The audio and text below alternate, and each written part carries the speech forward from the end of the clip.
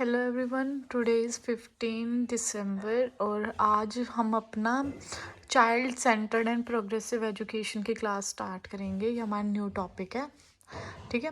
तो इस टॉपिक के अंदर क्या है कि एक टीचर जो है उसे कैसा होना चाहिए, ठीक है, और कैसे हमें बच्चों को पढ़ाना चाहिए, कैसे अपना करिकुलम डिज़ाइन करना चाहिए। वैसे टॉपिक बहुत बड़ा है तो ये दो शायद वो लेक्चर्स में पूरा होगा। तो फर्स्ट आ जाता है child centred. Child centred word से ही आप समझ जाते होंगे कि चाइल्ड सेंटर्ड का मतलब है बच्चे को बीच में केंद्रित रखना, मतलब बच्चा बीच में होना चाहिए, ठीक है। और प्रोग्रेसिव एजुकेशन का मतलब है आगे बढ़ता हुआ, ठीक है।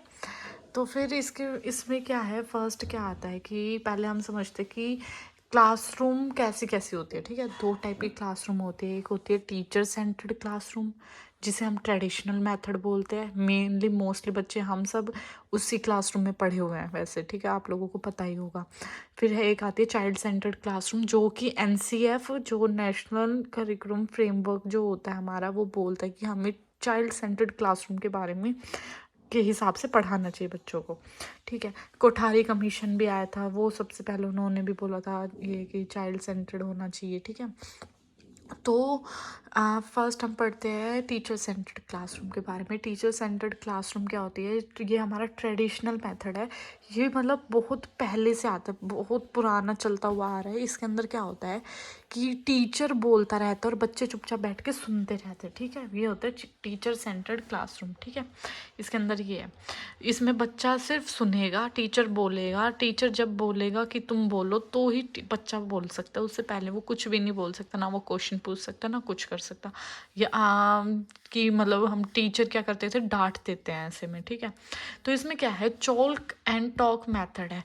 इसमें सिर्फ वो बोलता है और चौक से लिखता रहता है बस, और बच्चे क्या करते हैं, चुपचाप बैठ के पैसिवली बैठ के उतारते रहते हैं। पैसिव का मतलब होता है जिसमें बच्चा कोई एक्टिविटी नहीं करता, वो चुपचाप बैठ के सुनता रहता है, जो टीचर बोलता है वो करता है बस, उसमें और कुछ नहीं होता। वो अपने हिसाब से ना कोई एक्टिविटी कर सकता, ना कुछ कर सकता, ना वो कुछ नॉलेज अपनी कंस्ट्रक्ट कर सकता, ठीक है। इसमें क्या होता है, जो चाइल्ड होता है वो क्या होता है, पैसिव होता है। फिर आ जाता है हमारा चाइल्ड सेंटर्ड क्लासरूम और प्रोग्रेसिव क्लासरूम। आज के टाइम में धीरे धीरे हम इसके ऊपर आ रहे हैं कि हमें जो भी चीज़ें हमें बनानी है वो हमें बच्चे को सोचते हुए केंद्रित रखते हुए करना है। अगर हम कोई बुक भी लिख रहे हैं तो वो अगर किसी 5th क्लास के बच्चे के लिए, तो हमें उस बच्चे के हिसाब से वो बुक बनानी है, ना कि टीचर के हिसाब से कि टीचर के लिए ये ईजी होगा पढ़ाना या फिर क्या, ठीक है। टीचर के लिए नहीं बनानी हमें, वो बच्चे के लिए बनानी है। हम बच्चे के लिए एक्टिविटी कोई भी हम कंस्ट्रक्ट करते हैं, ठीक है। इसके अंदर क्या होता है, इसके अंदर हम चेंजेस लेके आ सकते हैं। इसमें मैं ये बताना भूल गई, सॉरी, कि ये एक रिजिड है, ये करिकुलम इसमें रिजिड होता है। इसके अंदर कोई भी फ्लेक्सिबिलिटी नहीं होती। जो अगर लिखा है, जो उसमें कोई भी चेंजेस नहीं लाते हम।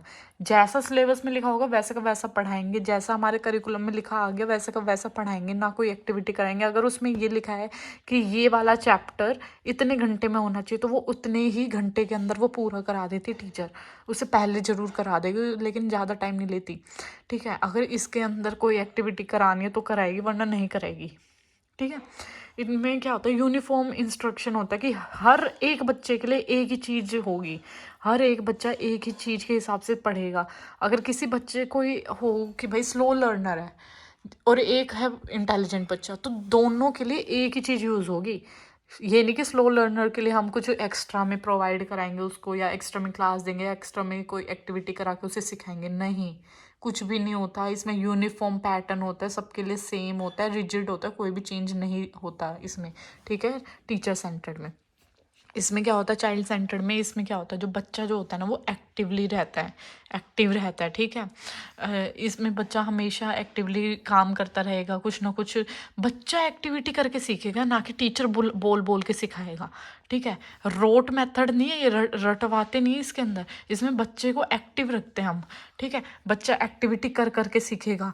ये नहीं है कि टीचर अगर बोलता जा रहा है और कॉपी में उतरवाता जा रहा है और कहेगा कल लर्न करके आना सुनूंगी, नहीं।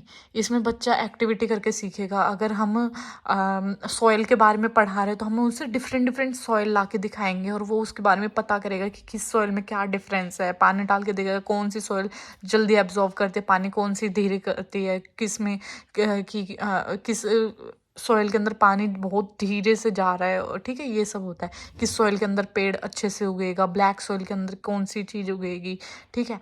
तो वो सब क्या करता है, बच्चा एक्टिविटी करके सीखता है, ना कि पैसिवली जैसे बुक में लिखा है बस टीचर ने पढ़ा दिया और बच्चे ने सीख लिया, ऐसा नहीं होता, ठीक है। उसमें हर एक टॉपिक के ऊपर वो एक्टिविटी करेगा और उससे वो सीखेगा। पहले वो खुद देखेगा, फिर वो क्वेश्चंस पूछेगा, टीचर उसका आंसर्स बताएगी।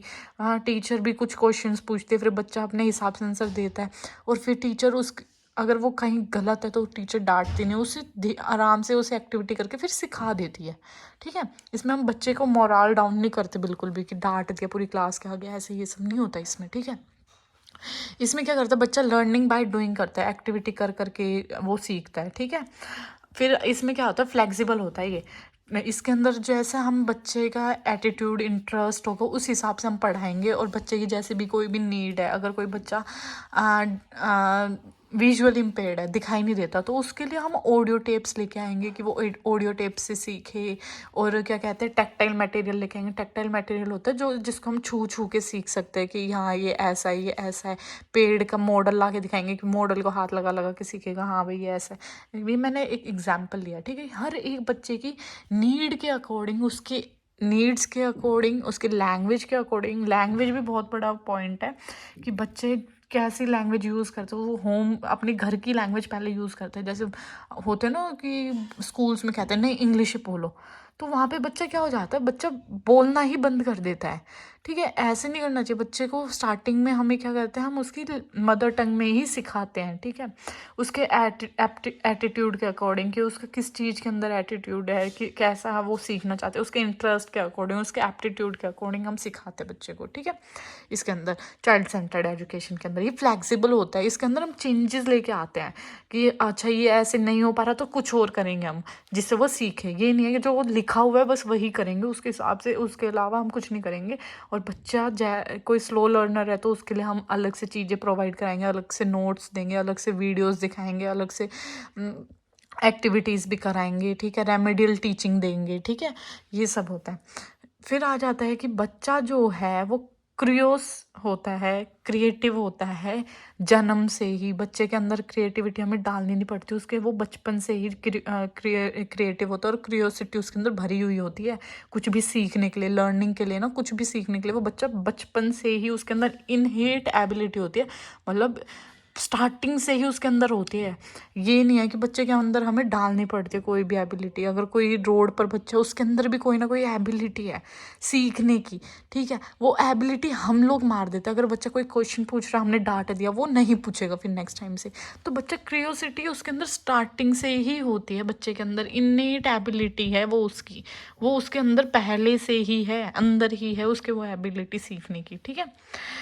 तो हम लोगों को क्या करना पड़ता है कि हम लोगों को उसको इंटरेस्ट को क्रिएट करना पड़ता है।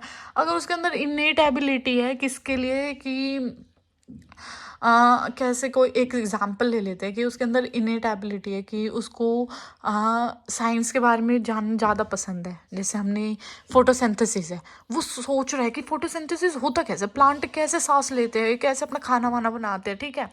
तो वो एक इन्हें एबिलिटी है और टीचर ने क्या किया, खड़े होकर एक चैप्टर पढ़ा दिया और समझा दिया, बस ख़त्म। वो बच्चा क्या हो गया, बोर हो गया, उसके अंदर वो एबिलिटी, वो उसकी इंटरेस्ट ही ख़त्म हो गया, ठीक है। उसकी वो क्रियोसिटी ही ख़त्म हो गई कि भाई ये तो ऐसे ही है, समझ नहीं आया, छोड़ो। अब वहीं पे एक टीचर जो है वो उसको एक पेड़ लेके आई है, उसे वो समझा रही है ये लीफ है, लीफ के ऊपर स्टोमेटा होते हैं, फिर वो उसको वीडियोज़ दिखा रही है स्टोमेटा को ओपन होते हुए की, क्लोज होते हुए की। तो उसके अंदर वो क्या हुआ, वो क्रियोसिटी और ज़्यादा हो जाती है उसके अंदर जानने के लिए कि इसमें अच्छा हाँ ये तो ऐसे है, ठीक है। तो ये होता है क्या, इनेट एबिलिटी उसके अंदर हमेशा होती है। तो हमें उसकी वो एबिलिटी ख़त्म नहीं होना देना होता। टीचर को क्या करना होता है कि उसकी इंटरेस्ट को जगाए रखना होता है कि हाँ बच्चे का इंटरेस्ट ख़त्म नहीं होना चाहिए बस, ठीक है। फिर आ जाता है कि जो in child centred classroom both teacher and student should be active. जैसे ये होता है कि टीचर सेंटर्ड में सिर्फ टीचर एक्टिव रहता है, तो फिर चाइल्ड सेंटर्ड में क्या होना चाहिए, चाइल्ड सेंटर्ड में टीचर भी एक्टिव होना चाहिए और चाइल्ड भी एक्टिव होना चाहिए। ठीक है, दोनों अगर एक्टिव होंगे तभी क्या कहते हैं क्लासरूम एक अच्छी चाइल्ड सेंटर्ड क्लासरूम बनेगी और बच्चा अच्छे से सीख पाएगा। टीचर बैठ के देखे जा रहा है, बस बच्चा अपना एक्टिविटी करे जा रहा है, तो भी नहीं होगा। टीचर को साथ में उसके खड़ा रहना पड़ेगा और उसको बताना पड़ेगा, बेटा ये ऐसे होता है, ये ऐसे होता है। ठीक है, और वो उससे फिर जानेगा, अच्छा ये तो ऐसे है। फिर वो क्वेश्चन पूछेगा टीचर को और टीचर को उसके आंसर देने होंगे। ठीक है, और टीचर भी उनसे क्वेश्चन पूछेगा तो बच्चा आंसर देगा। अगर वो बच्चा गलत भी दे रहा है तो टीचर को अच्छे से उसे समझाना है, एकदम से समझाना नहीं है उसको। फिर भी बोलेगी टीचर नहीं, फिर भी एक बार चेक करके बताओ, फिर से पूरा प्रोसेस देखो, फिर बताओ मुझे आंसर। अगर फिर भी नहीं बता पा रहा तो हमें उसको अच्छे से समझाना होता है। ठीक है, तो ये होता है चाइल्ड सेंटर्ड में। ठीक है, कि टीचर क्या होता है, टीचर भी एक्टिव होगा और बच्चा भी एक्टिव होगा चाइल्ड सेंटर्ड में। ठीक है, we need to shift our attention from teacher centred classroom to child centred. ठीक है, वही बात आ गई कि हमें अपनी अटेंशन को टीचर सेंटर्ड से हटा के चाइल्ड सेंटर्ड में ही करना चाहिए। ठीक है, फिर आ गया we need to shift our attention from teacher centred classroom to, हाँ ये तो वही है, where children are the centre of the classroom. इसमें क्या होगा, बच्चा जो है वो सेंटर्ड होगा क्लासरूम में और टीचर और बच्चा दोनों ही एक्टिवली काम करेंगे। ठीक है, फिर क्या आ जाता है, इसमें क्या करना होता है, हमें बच्चे को एक्टिव रखना होता है, बच्चे को पूरी फ्रीडम देनी होती है, कहीं पे रोकना टोकना ज़्यादा नहीं करना होता है। ये भी नहीं कि बच्चा कुछ तोड़ रहा फोड़ रहा है तो वो नहीं रोकेंगे। हम जब वो बच्चा कुछ सीख रहा है कुछ करके तो उसमें हम उसे पूरी फ्रीडम देंगे। ठीक है, बच्चे को हम कोऑपरेट भी करेंगे कि हाँ भाई चलो ठीक है, ये करते हैं ये करते हैं, डेमोक्रेटिक वही आ गया कि फ्रीडम वगैरह देंगे। और टीचर को क्या होना चाहिए, फैसिलिटेटर होना चाहिए। वहाँ पे डिक्टेटर नहीं होगा, टीचर फैसिलिटेटर होगा, वो हर फैसिलिटी उसे देगा। ठीक है, हर चीज़ में उसको हेल्प करेगा, तो फैसिलिटेटर होना चाहिए, डिक्टेटर नहीं होना चाहिए कि बस खड़ा हुआ बता दिया चलो अपने घर जाओ, कल सीख के आना, कल लर्न करके आना, टेस्ट लूँगी, ऐसा नहीं है। ठीक है, हमें क्या फोकस में रखना चाहिए कि बच्चे की जो करंट लाइफ एक्सपीरियंसेस है उसको भी फोकस में रखना चाहिए। जो बच्चा नॉर्मल लाइफ में जो अपने आसपास चीज़ें देखता है ना, हमें उसकी जो लर्निंग है ना उससे जोड़ कर समझानी चाहिए। अगर जो बच्चे के आसपास की चीज़ें एक्सपीरियंस कर रहा है, बच्चे की लाइफ में जो जो हो रहा है, अगर हम उससे क्या कहते हैं जोड़कर हम उसे कोई भी टॉपिक समझाएंगे ना तो बच्चे को ज़्यादा जल्दी समझ में आता है। ठीक है, ना कि कोई एक बिल्कुल अलग सा टॉपिक लाके हमने उसे कोई भी अलग सा एग्जाम्पल लेके समझा दिया तो उसे समझ नहीं आएगा। उसकी लाइफ से रिलेटेड एग्जाम्पल्स दो तो बच्चे को बहुत अच्छी आएगी, एग्जाम्पल्स भी नॉन एग्जाम्पल्स भी। ठीक है, put child in the centre of the education. Child को हमें सेंटर में रखना है एजुकेशन के। Provide opportunity to the harness their skill. तो बच्चे की जो अपॉर्चुनिटी है उसकी स्किल्स, बच्चे को अपॉर्चुनिटी देनी है उसकी स्किल्स को और अच्छे से डेवलप करने के लिए। ठीक है, हर एक चीज़ में अपॉर्चुनिटी देनी है जो भी बच्चा कर रहा है। Support child choice of child.